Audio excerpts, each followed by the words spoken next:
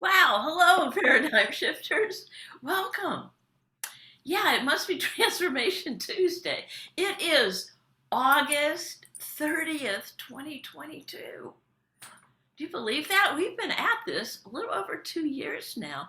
And I love welcome to Paradigm Shifters and Paradigm Shifters as a dedicated community. And we're dedicated to shift and uplift the entire planet. Yep, the entire planet. And I love the fact that we've got like this shy of 1,500 members and that these videos go out all over. And so in this month of August, we've been talking about abilities and thrive abilities, and we've had like, we've marinated in it, and I am so pleased and thrilled, like the word thrilled, right? To bring to you for the August 30th, my good friend, Donusia Lipinski. Now, let me tell you about Donusia, and I'm going to turn it over here. So, Donusia, she's been an immigration lawyer for over 36 years. Imagine that. Mm-hmm. And today she uses that experience and her expertise, that expertise as a life mastery consultant to help lawyers who feel like the joy's been sucked out of their lives because they feel burnout, stressed, and overwhelmed by the demands of their jobs in life. Anybody out there feel like that right now? You're be in for a treat. Yeah. So, and Donusia empowers them to create a life they absolutely love through tools that enable them to feel vibrant and alive at work. So, you're going to love Donusia's story and her experience, her strength, and her hope. And I love it. We've been working, and as soon as like I heard it, I'm like, this story of yours is, they need, but it's demanding to be heard right now. So with that, I'm going to turn it over, and Donusia's coming in from South Carolina. So come on in here, Donusia. Tell us a little bit about, yourself and your story, and it's all yours. Take it away. Yeah, well, first of all, thank you so much for having me here, for being a part of this wonderful group, and for your uplifting the world by helping people get rid of their paradigms. And so I think we should really crown you as the paradigm shifting queen. I don't know where your crown is today, but you could have one. So I'm just really happy to be here. And who would have ever known that Judy used to live 60 about an hour's drive from where I was born in the beautiful state of Wisconsin. And so for a short period of time, we were cheeseheads. So I just want to share that. So you know what? So my story really is one of change. And I was listening to what Joe Dispenza had to say. And he said, we wait for crisis, we wait for trauma, loss, disease, and tragedy before we get down to looking at who we are, what we are doing, how we are doing, how we are living, what we are feeling, and what we believe or know in order to embrace true change. And I can say that for me, that is me going through the transformational journey that I've been on. And so I have never shared, this story in public. And so I really am on my growing edge here. But I think it's been a story that's been in my heart, that's been wanting to express itself for such a long time. And so now's the time, thanks to Judy, and thanks for this opportunity to share my journey, the lessons that I've learned, the challenges that I've faced. And I know that I'm not the only one, that we all have different moments in our lives that challenge us, that push us over the edge. I just wish that I would have known then what I know now. And that's why I'm so happy to share this. So I am the proud mother of two fine young men, beautiful souls, Brian and Colin. And Colin, back in 2004, was 16 years old, and I was waiting to meet him for a meeting in Denver.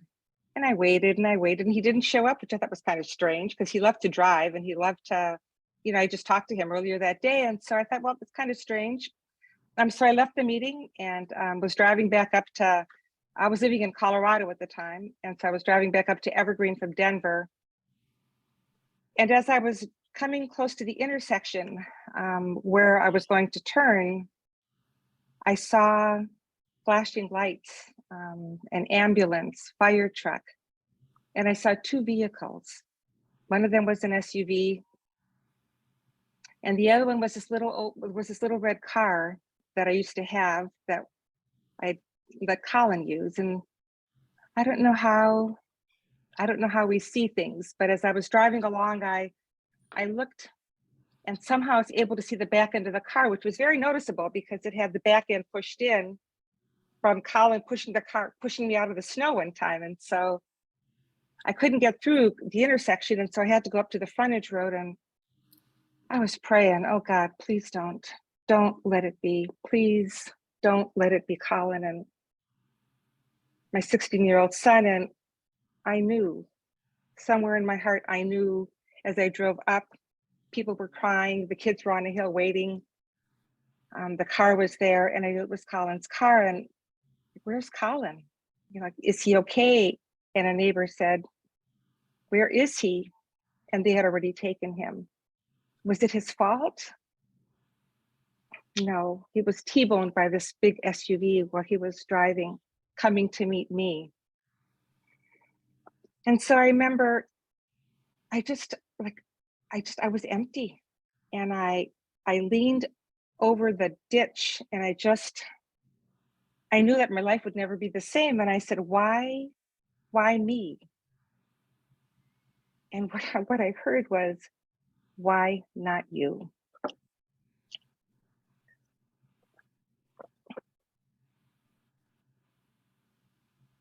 The days, the weeks, the hours after that, I was empty. I didn't know what to do with myself. I couldn't look backwards because that involved Colin, and I couldn't look forward because Colin wasn't there. But Colin was this really incredibly vivacious, fun-loving, inclusive, creative 16-year-old.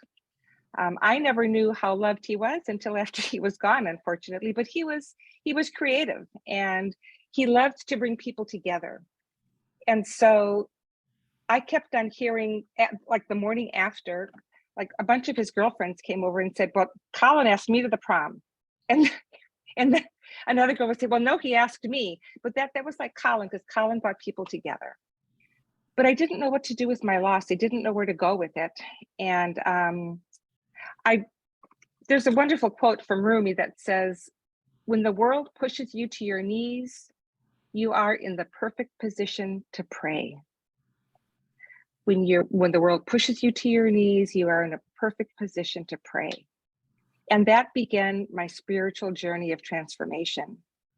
When I couldn't go backwards and I couldn't go forwards, I couldn't think about either one of those.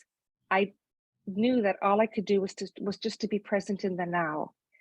And I knew that my healing was a spiritual healing, and it's just taken me, and over the years, it's just taken me deeper and deeper and deeper into who we really are, why we're here, the choices that we make.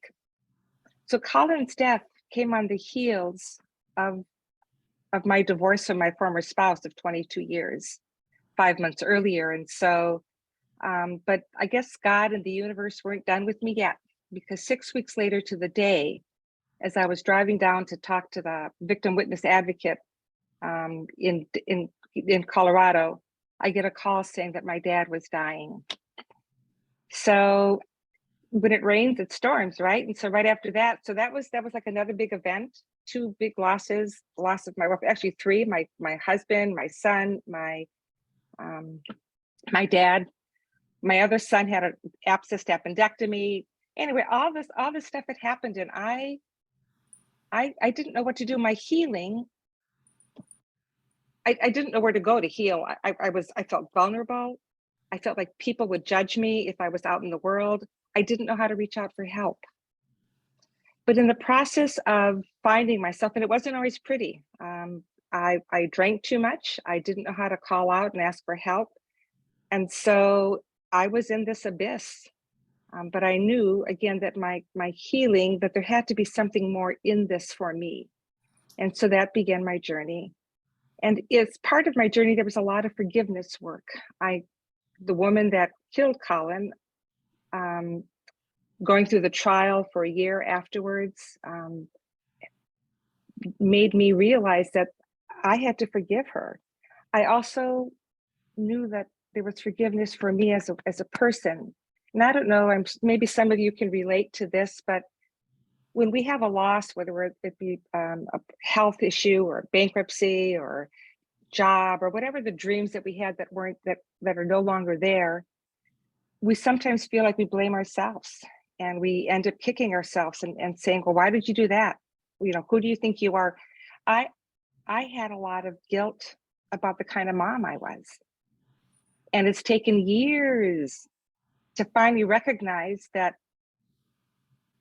was, in order for me to grow, we talk about this in dream building, that in order to grow, in order to unkink the hose, that I had to do the forgiveness work, not only on myself, but on the woman that killed Colin. And just to realize that all the stuff that happens in our lives, I used to blame it. I mean, I would blame my husband, right, for how he was. And I'll never forget the moment. I'll never forget the moment I was working with this wonderful, incredible healer.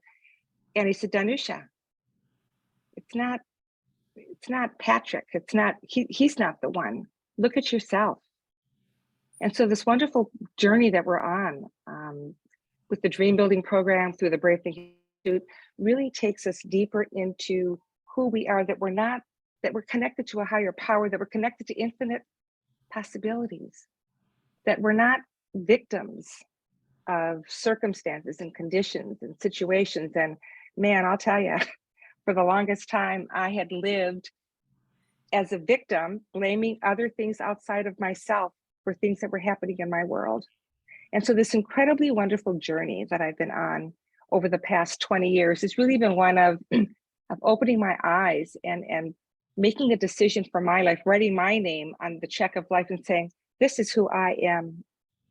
This is what I can do. And as a result of Colin's death and all the things that happened in that very short period of time, I became more compassionate. I became a kinder person, gentler, compassionate, kinder, and gentler, and humble.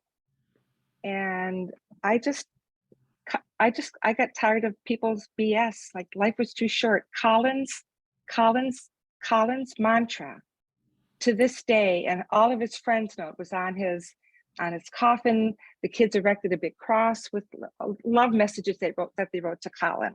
We had a wooden coffin and they wrote love messages to Colin. It was so beautiful and really a celebration of who he is and of his life.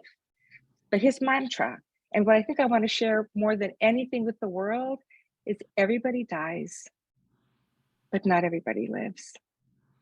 Everybody dies, but not everybody lives. And Colin lived his life fully. He was an adventurer. He was creative. When there wasn't snow, he made snow. When he was fun loving. He loved to make people laugh. But everybody dies, but not everybody lives. Colin taught me to live life fully, to not stay in my fear. And so one of the things that I really, as part of my transformational journey inside, is to really want to work with lawyers who get so caught up in their work that they forget what their core values are. And I know that I became maybe a workaholic might be a way to express it, but I could not do the work that I was doing on behalf of immigrants.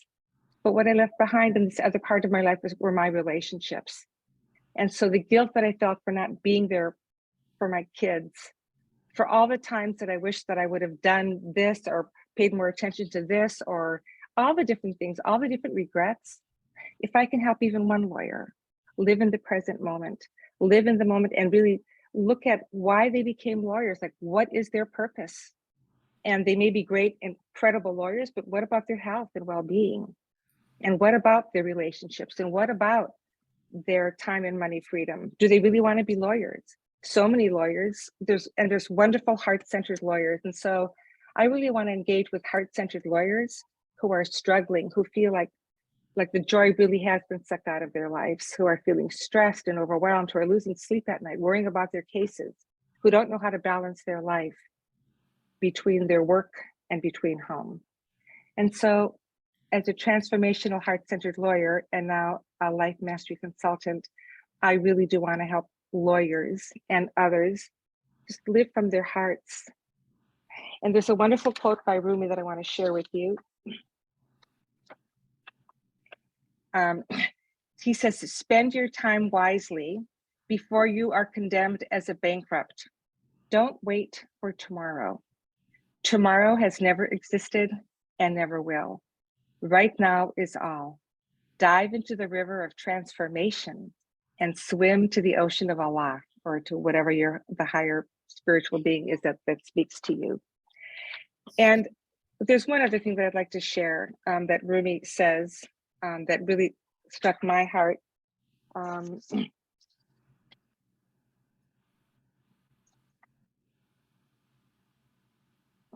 Just give me 1 second.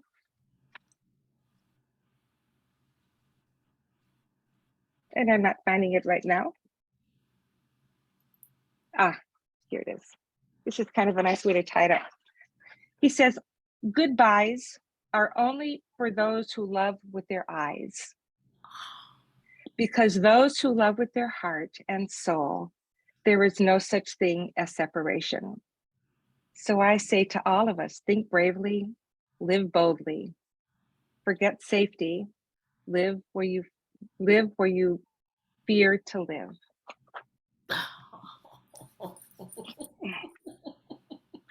Wow.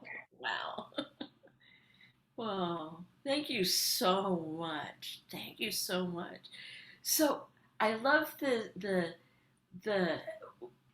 your humility and the compassion, and I think for me looking, it's the courage to ask that question, why not me on the path? Yeah.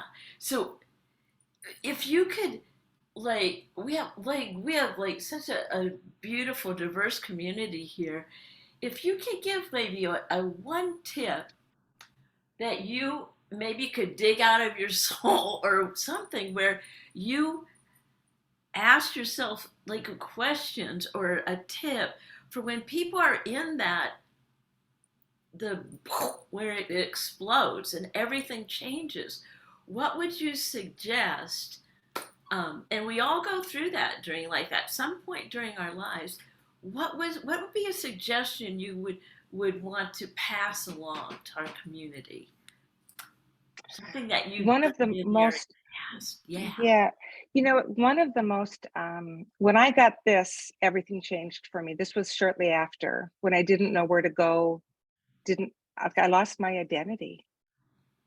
I lost my identity as a mom, I divorced my spouse, like all of my identities associated with who I was at that time was gone.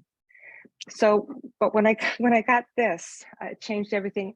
I realized that the only moment I ever had was this moment, was where I was in the present. And that if I could just get through this moment in my grief and in my pain, and in any situation, if I can just get through this moment, that's all I have to do, is to get through this moment. 1 second, one moment, and then the next moment comes. And so when really faced with whatever is going on, no matter what it is, if we can just like take a deep breath and just remember that all we ever have is this moment, because I can't breathe tomorrow's breath. I can't breathe the breath that I just breathed. I only have this breath. And just to be grateful for that power that connects me to all that is, the power of the divine that speaks to me that I'm not alone, that I am a co-creator. I'm not a victim.